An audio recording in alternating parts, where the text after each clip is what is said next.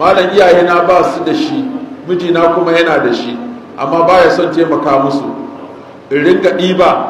ina aika musu, ko nasiha za ka masa?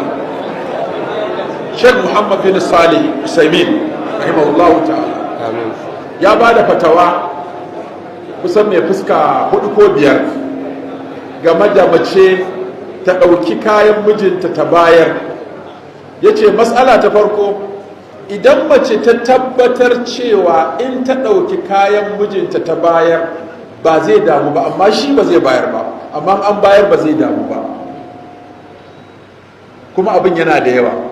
to a nan za ta iya bayarwa. Na biyu, inda in ta bayar ya ji labari zai damu kuma zai yi fada, to a nan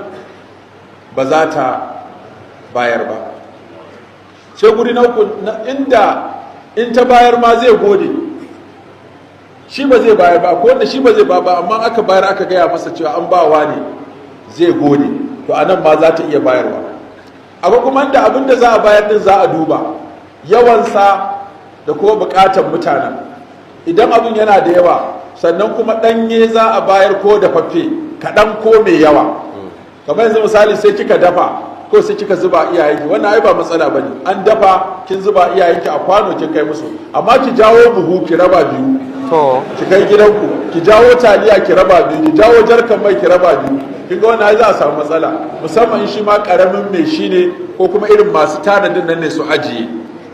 Saboda haka sai ki duba yanayin mutumin da yanayin abincin da kuma yanayin iyayen naki da karancin abin da zaki bayar ko yawansa. Idan dan kaɗan ne wanda za a dafa a bayar, wanda za a ci, wannan babu matsala, amma wanda za a ɗebo da yawa ne a bayar, wanda yana buƙatar a nemi izininsa domin dukiyarsa ce.